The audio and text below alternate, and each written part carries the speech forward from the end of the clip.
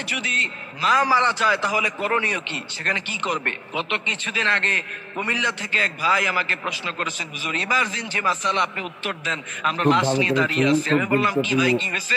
তিনি আলোচনা। বলছেন আমরা হসপিটালে নিয়ে গিয়েছিলাম এক অন্তঃসত্ত্বা মাকে, সেখানে নেওয়ার পরে একটু পরেই ডেলিভারি হওয়ার কথা, ডাক্তার ভুলে কি ইনজেকশন দিয়েছে, তার কারণে 1 মিনিটের মাথায় অন্তঃসত্ত্বা মা সে মুহূর্তের মধ্যেই দুনিয়া থেকে চলে গিয়েছে, বিদায় হয়ে গিয়েছে।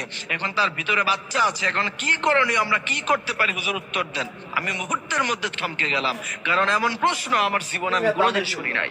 এই জন্য আমি এটা জাতির উদ্দেশ্যে আলোচনা করে দিচ্ছি আজকের আলোচনায়।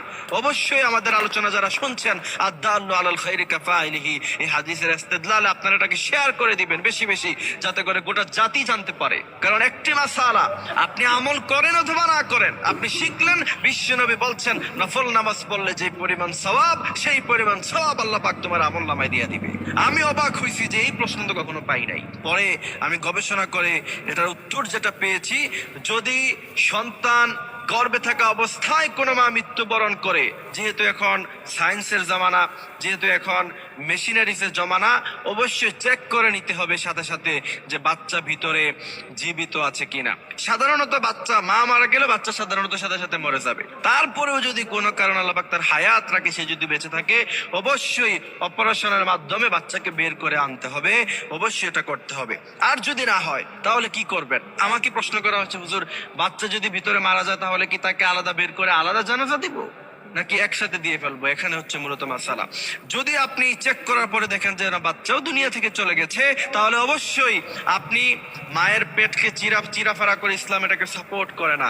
মৃত্যুর পরে পোস্টমর্টম যেটা করা হয় বর্তমানে, যদি একান্ত কোনো প্রয়োজন না পড়ে, সাধারণ কোনো কারণে পোস্টমর্টম করা ইসলাম এটাকে জায়েজ করে নাই। যদি দেখেন যে বাচ্চাও ভিতরে মারা গেছে, মাও মারা গেছে, এমত অবস্থায় অবশ্যই দুইজনকে একসাথে জানাজা দিয়ে একই কবরে তাদেরকে দাফন করে দিতে হবে, বাচ্চা সেখান থেকে বের করা যাবে না। এই জন্য প্রিয় ভাইরা আমার, দুনিয়া নিয়ে এত আয়োজন, এত কিছু, অথচ একটু আগেই সেই বাবা জানতেন না, সেই স্বামী জানতেন না যে সে খুশিতে ছিল যে একটু পরে আমার সন্তান আসবে, আমি মানুষকে মিষ্টি খাওয়াবো, মিষ্টির টাকাটাও পকেটে এখনো পর্যন্ত আছে।